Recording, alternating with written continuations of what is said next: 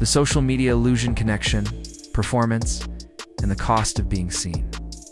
There was a time when life was simply lived. Moments happened and then became memories. Now moments happen, and we reach for a device before we even feel them. Not to remember, but to prove they happened. Somewhere along the way, living quietly became suspicious, and being unseen began to feel like being irrelevant. Social media was created to connect people, collapse distance, give everyone a voice, and build community across geography. In many ways, it succeeded. Billions use these platforms daily. Friendships have formed, movements have risen, voices once ignored have found audiences. But every powerful tool carries a shadow, and connection filtered through performance begins to change us. We are living through the first era in human history where ordinary life is performed in front of invisible audiences. Meals become content, vacations become proof, and even grief sometimes becomes shareable. Without noticing, many of us stopped asking, "Am I happy?" and started asking, "Does this look like happiness?" There is a quiet pressure to show up, stay visible, and remain relevant because the algorithm never sleeps. Disappearing, even briefly, can feel like falling behind. Something subtle happens when we are constantly observed. We begin editing ourselves, not always dishonestly, but strategically. Safer opinions, more flattering angles, shareable vulnerability, but not too much. Over time, the gap between who we are and who we present quietly widens, until one day we wonder why being seen feels so lonely. Social media handed everyone a microphone, and with it came commentary. Approval is instant, but so is dismissal. A stranger can reduce a lifetime to a single assumption in seconds. And before we realize it, we begin reshaping ourselves, choosing not what feels true, but what feels accepted. The algorithm does not ask what nourishes your soul, it asks what keeps you scrolling. Outrage travels faster than nuance, comparison travels faster than gratitude, and perfection travels faster than reality. The human nervous system was never designed to process this much input, so we compare constantly.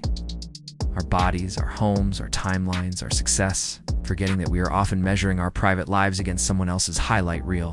Perhaps nowhere is this shift more visible than in our children.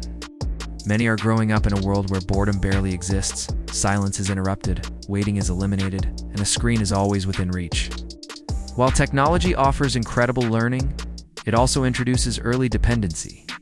Some children are not just using devices, they are regulating their emotions through them. Loneliness becomes scrolling, discomfort becomes distraction, confusion becomes escape.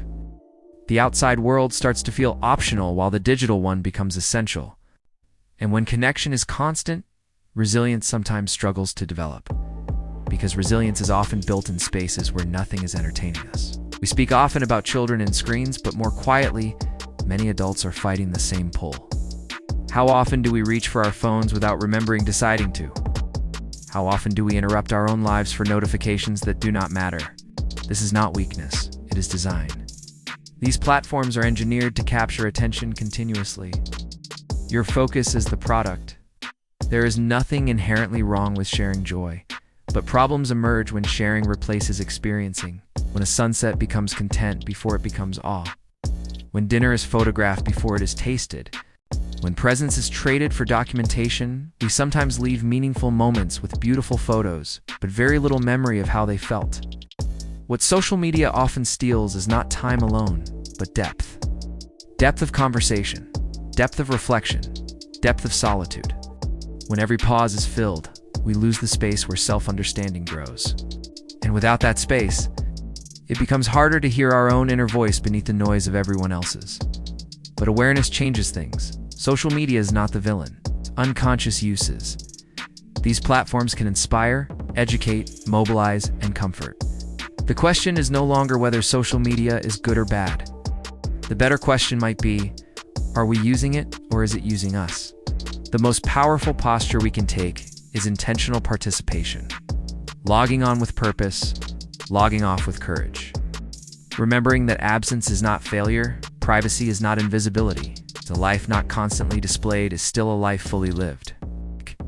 So perhaps the invitation is not to abandon the digital world, but to remain anchored in the physical one. To look up more often, linger longer in conversations, and let some moments remain unrecorded. Because your life does not become real when it is witnessed. It is already real while you are living it.